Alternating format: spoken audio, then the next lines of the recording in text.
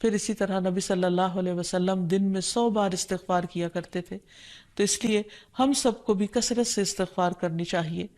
استغفار بیماریوں کا علاج بھی ہے اور اللہ کے عذاب سے بچانے والا بھی، اللہ سبحانہ وتعالیٰ کی رحمت پانے کا ذریعہ ہے، اور پھر بارش کے نزول کا ذریعہ بھی ہے، زراعت میں برکت کا ذریعہ، کبیرہ اور صغیرہ گناہوں سے معافی کا ذریعہ، اچھا اعمال نامہ پانے کا ذریعہ. یعنی قیامت کے دن انسان کو جن کی بخشش ہوگی ان کو خوشخبری دی جائے گی اور ان کا نامہ اعمال جو ہے وہ بہترین نامہ اعمال ہوگا. پھر جنت میں درجات کی بلندی استغفار کی وجہ سے ہوگی. تو اس لیے ضروری ہے کہ ہم اٹھتے بیٹھتے اپنے گناہوں کی معافی مانگتے رہیں، اور استغفار کے لیے انسان اپنی زبان میں بھی اللہ تعالیٰ سے بخشش مانگ سکتا ہے. لیکن بہتر یہ ہے کہ اگر انسان قرآنی دعاؤں اور مسنون دعاؤں کا سہارا لے اور ان کو سیکھ بھی لے، کیونکہ یہ ہم سب کی ضرورت ہے. سورۃ نوح میں اللہ سبحانہ و تعالیٰ فرماتے ہیں، حضرت نوح علیہ السلام نے اپنی قوم کو استغفار کرنے کو کہا، اور کیا کہا؟ فَقُلْتُ اسْتَغْفِرُوا رَبَّكُمْ، میں نے اپنی قوم سے کہا کہ اپنے رب سے استغفار کرو، اپنے رب سے معافی مانگو. تو نتیجہ کیا ہوگا؟ اِنَّهُ كَانَ غَفَّارًا، بے شک وہ بہت زیادہ معاف کرنے والا ہے. يُرْسِلِ السَّمَاءَ عَلَيْكُمْ مِدْرَارًا، تم پر آسمان سے خوب بارشیں برسائے گا، آسمان کو تم پر برسنے والا بنا دے گا. وَيُمْدِدْكُمْ بِأَمْوَالٍ وَبَنِينَ، تمہیں مال اور بیٹوں سے مدد دے گا. وَيَجْعَلْ لَكُمْ جَنَّاتٍ، تمہارے لیے باغات بنائے گا. وَيَجْعَلْ لَكُمْ أَنْهَارًا، اور تمہارے لیے نہریں جاری کر دے گا. آپ دیکھیں کہ ایک انسان کی خواہش کیا ہوتی ہے کہ اس کو کیا کچھ ملے، یعنی رہنے کا مقام اور حالات جو ہیں وہ پرسکون ہو. پھر اس کے بعد یہ کہ مال ہوں، بیٹے ہوں، باغ ہوں، اور زندگی کی اور آرائشیں اور نعمتیں ہوں. یہ ساری چیزیں کہاں سے ملتی ہیں، کیسے ملتی ہیں؟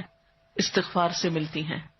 عام طور پر لوگ پریشان ہوتے ہیں، دکھی ہوتے ہیں. مثلا ایک شخص ایک بزرگ کی محفل میں آیا اور اس نے کہا کہ میرے حالات بہت تنگ ہیں، مجھے بہت پریشانی ہے، میرا رزق بہت تنگ ہے، تو آپ مجھے کوئی وظیفہ بتائیے.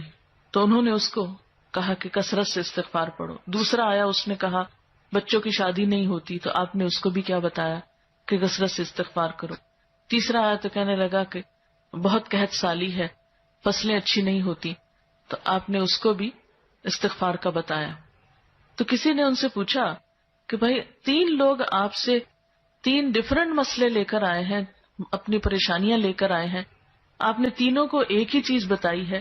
تو اس پر انہوں نے یہی سورۃ نوح کی آیت پڑھ کر سنائی کہ دیکھو یہ قرآن میں اللہ کا وعدہ ہے، اور اللہ کا وعدہ سچا ہے.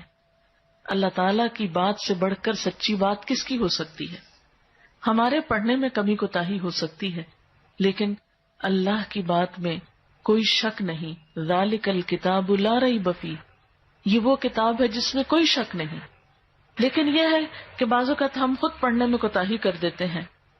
تو جن کا رشتہ نہ ہو رہا ہو وہ بھی، جن کا ہو چکا ہو اور شادی کے پرابلمز ہو وہ بھی، جن کا ہو چکا اور پھر بچے نہ ہو وہ بھی، ان سب کے لیے ایک ہی وظیفہ ہے، اور وہ کیا ہے؟ استغفار کا. پھر اسی طرح ایک اور جگہ پر ایک اور پیغمبر نے اپنے لوگوں سے کہا وَاسْتَغْفِرُوا رَبَّكُمْ ثُمَّ تُوبُوا إِلَيْهِ إِنَّ رَبِّي رَحِيمٌ وَدُودٌ، اپنے رب سے معافی مانگو اور اس کی طرف پلٹ آؤ، بے شک میرا رب رحیم ہے اور اپنی مخلوق سے بہت محبت رکھتا ہے. یعنی جب کسی بندے پر کوئی تکلیف آتی ہے تو ایسا نہیں کہ اللہ تعالیٰ اس پر خوش ہوتے ہیں اور جان بوجھ کے ستانا چاہتے ہیں بندوں کو. اللہ تو بندوں کے حق میں بہت مہربان ہے. پھر سوال یہ پیدا ہوتا ہے کہ تکلیف آتی کیوں؟ اگر وہ ہم سے محبت کرتا ہے اور وہ بہت مہربان ہے. تو بات یہ ہے کہ کچھ چیزیں ہم اچھے حالات میں سیکھتے ہیں اور کچھ چیزیں ہم ہارڈ شپ سے سیکھتے ہیں. کچھ نعمتوں کی قدر ہم اچھے طریقے سے ویسے ہی کر لیتے ہیں، اور کچھ چیزوں کی قدر ہمیں اس وقت آتی ہے جب کوئی مشکل پیش آتی ہے. آپ دیکھیے کہ اس کی مثال یوں ہی ہے کہ جیسے کچھ کھانے آپ کچے ہی کھا لیتے ہیں، جیسے فروٹس وغیرہ ہیں، آپ کو پکانے کی ضرورت نہیں ہوتی، لیکن کچھ کھانے آپ کو پکا کر کھانے ہوتے ہیں. اسی طرح زندگی میں کچھ حالات ایسے ہوتے ہیں کہ جن میں آپ آرام سے سیکھ جاتے ہیں. یا کچھ باتیں آپ کو بغیر کسی مشکل کے سمجھ میں آ جاتی ہیں، لیکن کچھ باتیں آپ کو مشکل آنے پر سمجھ آتی ہیں.